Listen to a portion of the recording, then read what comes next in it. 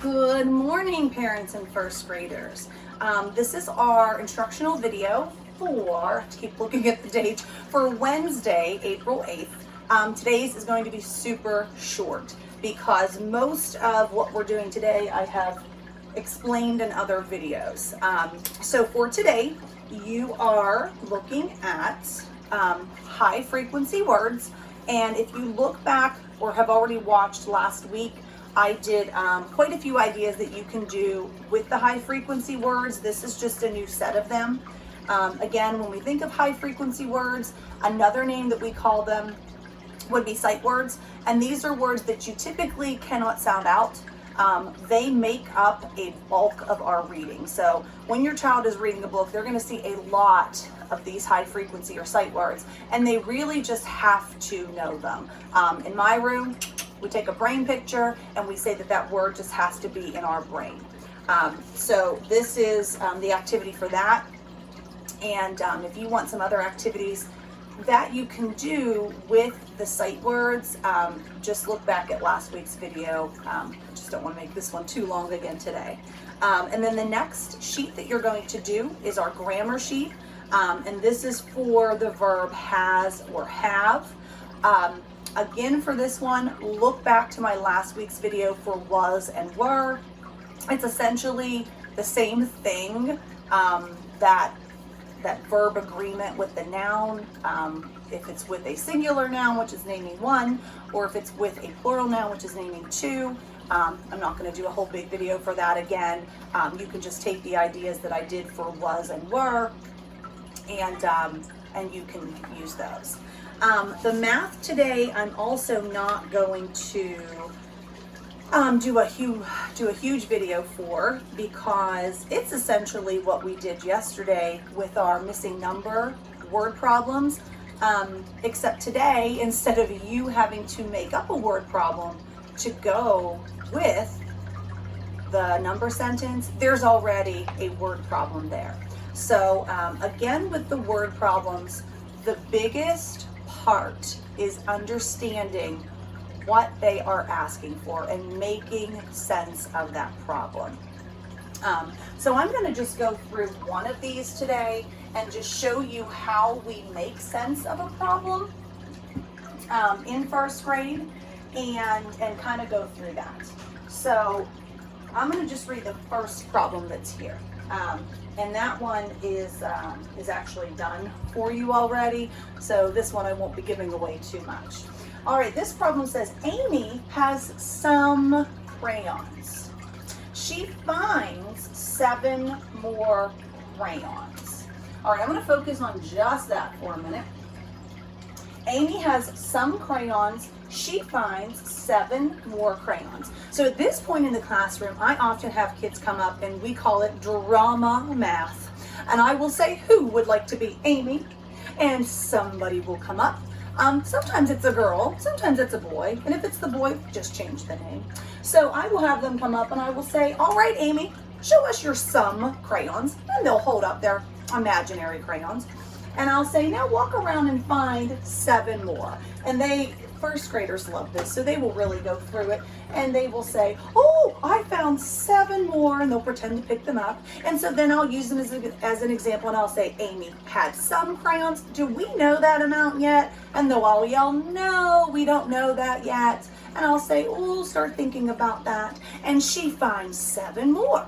All right, now let's look at the next part of the problem. Now she has 18 crayons. And when we hear that, this is what I'll have them do. Now she has 18. So again, we did this visually and through movement so that they can see she had some, we don't know that number, she found 7 more, or she got 7 more. She's going to now combine them to get her 18. So what are we looking for here? Are we looking for a number bigger than 18 or smaller than 18? And sometimes I have a debate in the room because some kids think one way, some kids think another way. Well, what makes sense?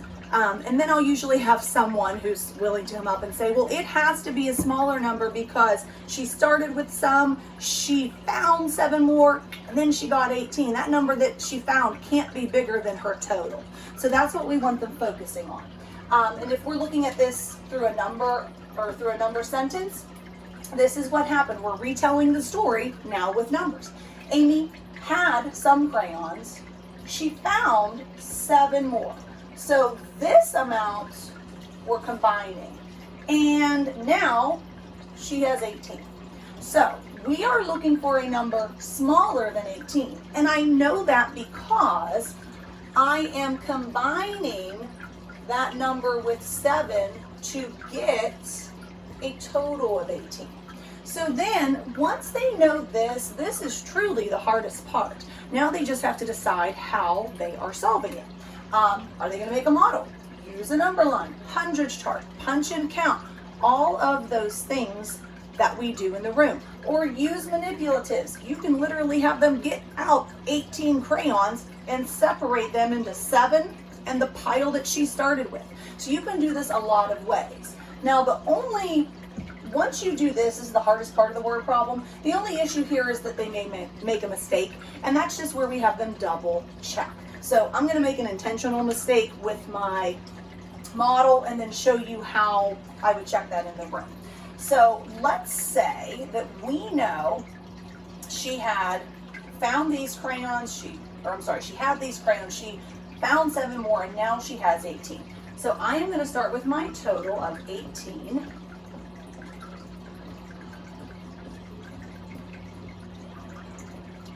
Okay, did you see my mistake already? And now I'm going to show, these are the 7 she found. 1, 2, 3, 4, 5, 6, 7. So that means that everything else is what she started with. So let me count them. 1, 2, 3, 4, 5, 6, 7, 8, 9, 10. All right, I'm done. It's 10. Now as an adult, we can see, no, that's not right. And you may see my mistake, but the children may not know that it's wrong. Now, I will say some of them may know this is wrong, and if they don't, you can ask them, ignore this. What's 10 plus 7? Oh, that's 17. Is that what we should have been using? No, we should have used 18. All right, recount what you did. Recount your total. That's something I would say. And then they would go through 1, 2, 3, 4, 5, 6, 7, 8, 9, 10, 11, 12, 13, 14, 15, 16, 17. Oh, I only started with 17. Right, so how can you fix that? And if they're stuck, should you have started with more or less? With more. How many more? 1 more. Okay, what are you gonna do? Add 1 more. Good, where are you gonna add it? We don't want them adding it up here because then it's still not gonna change the missing part. We're gonna add it here. So now, and this is something I'll say, and again, this is sometimes painful to do because you just want to tell them the right answer, but they have to make sense of this on their own. And then I would ask, well, how does that change this part? Some of them will just be able to say, oh, I added 1 more, so that's going to be 1 bigger. It's 11. Some won't. Some need to recount that whole thing again. If they need to recount it, let them recount it. So you could tell them, like, why don't you count by 2s? That might be faster. 2, 4, 6, 8, 10, 11. But basically, they need to make sense of the problem, and that takes a while. And then if there's a mistake, they need to be able to go back and find their mistake with your guidance, maybe. But you can't just tell them it's wrong, you only started with 17, because then they're not making sense of the problem, and they're also not learning from their mistake. So as you go through these word problems, it does take some time, I will tell you. But you kind of just have to have that moment, rethink, how can I let them find their mistake? All right, have a good day.